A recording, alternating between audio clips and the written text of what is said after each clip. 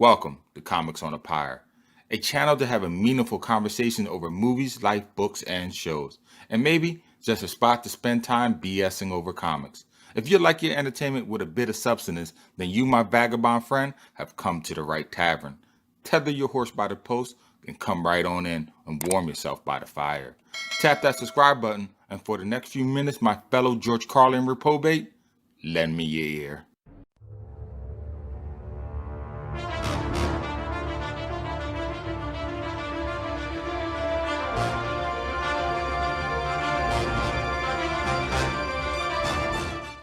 The Fantastic Four issue number 1, published in November of 1961, is to many the real beginning of Marvel Comics, as it marks the jumping off point of Stan Lee's personal, from the heart, storytelling career. I don't know if a lot of people know this, but up until this comic was made, Stan was getting mighty disheartened with his comic book writing track record and was about to quit the comic industry altogether. But before he did, his wife Joan convinced him to write one more last story, the way he wanted to. And wouldn't you know it, the comic known as the Fantastic Four issue number 1 was a mega hit. But to this comic aficionado's embarrassment, I had personally never read this issue until now. And that was for a number of reasons. One, I never really have been enamored with the FS, though I thought they were an okay team. They never really wet my whistle. Two, this issue was a much older one, way before my time, and I thought in the 60s, comics weren't handled and given the respect that they deserved. Not like the 80s when I first started collecting them. And thirdly, to my embarrassment, Jack Kirby's artwork at first was just to me a little off-putting. His style seemed blocky and to my young eyes not aesthetically pleasing to look at. Not when I could be reading comics drawn by Todd McFarlane or Jim Lee. But I'm glad to say over time my taste in art has matured, and I see why now Jack Kirby is regarded as the king. But that, as they say, is for another video. Today I would like to talk about the Fantastic Four issue number 1, as it chronicles the first appearance of not only Marvel's first family, but one of their arch nemesis, one that we know and love today by the name of Mole Man, aka Harvey Elder. Right from the opening pages, we are introduced to Mr. Fantastic, aka Reed Richards, who has the ability to stretch his body into just about any form.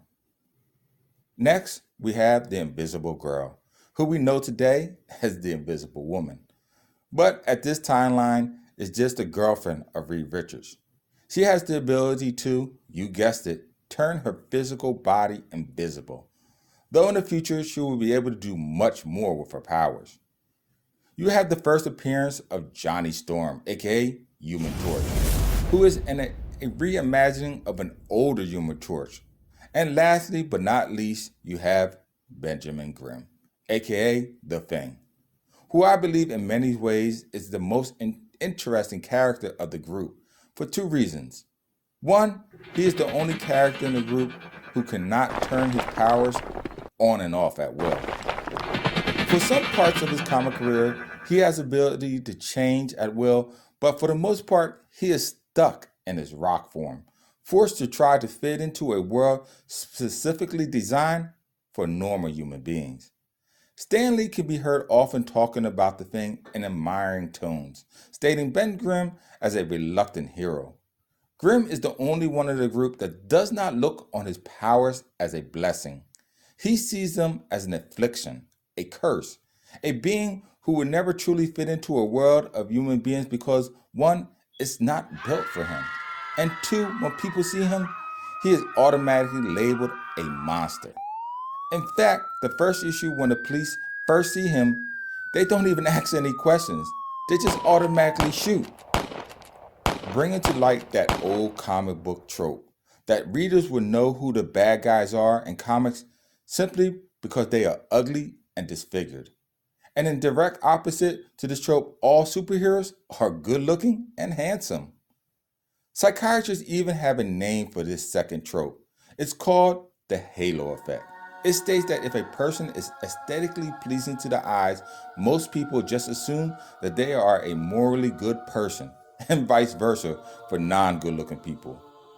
But by those standards, I must be the devil. Just kidding. Anyway, if you catch an interview about Stan talking about the thing, he always brings this up.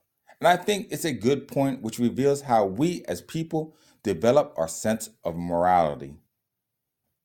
Anyway, not only in this issue do you get the first appearance and rather brief, I would say, origin story of the Fantastic Four, you get the first appearance and origin story of their oldest adversary, Mole Man.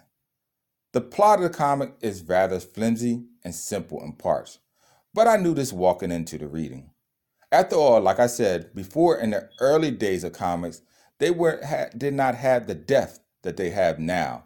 But hey, we all need to crawl before we can walk. The Fantastic Four assemble at the calling of Reed Richards. It seems that a few atomic sites in the world have been destroyed by a mysterious cave-in, and he wants to investigate the cause of their destruction. After some investigating, he surmises that the source of their attacks may be a perpetrator that is hiding out on Monster Isle, a small island located in the North Pacific. When the team gets there, they are attacked by two monstrous guardians. After the team disposes of them, they come in contact with their leader, the Mole Man. He has lived here under the earth for several years now, and in this time, he has conformed to the subterranean dark, adapting the ability to sense things in their surrounding, like a mole using a natural radar like a bat in the night to evade attacks that are striking from the dark. But by far his most powerful skill is the ability to control the monstrous creatures of the underground. They obey his commands with the simplest of instructions. His plan is to first take out all atomic plants, crippling a major source of the human's power source, and then attack all major cities, subduing mankind to his will, and then no more will he be the laughing stock of men, but their leader. His motive was encouraged due to people's treatment of Harvey Elder. You see, once he lived above ground like the rest of mankind, but by shame and mistreatment over his looks, he was ostracized by society and abandoned his place in civilization. He was forced to live as a pariah and look for his own home, somewhere where he would be treated more humanely, which leads him to a life in the Underdark, here amongst the subterranean creatures. The end of the comic I will not ruin for you. If you want to know what happens at the conclusion of the story, well, you know just what to do. Read it for yourself. But in closing, I would like to say I like Stan Lee's style of storytelling. The Mole Man, even though he is a bad guy, does garner the reader's sympathy. You know what he is doing is not right, but still you understand his plight, and on some level emphasize with his cause, thus making him a compelling character. As for the FF in the beginning, they have their own problems within the group, and within themselves to that point. These elements, though, make for good storytelling. Well, I think that's it for now. If you like this video, then check out my comic book YouTube channel, Comics on the Pyre, for other videos like it. While there, make sure to tap the bell icon to be notified when the next video drops. But until then, as always, keep reading, my friends.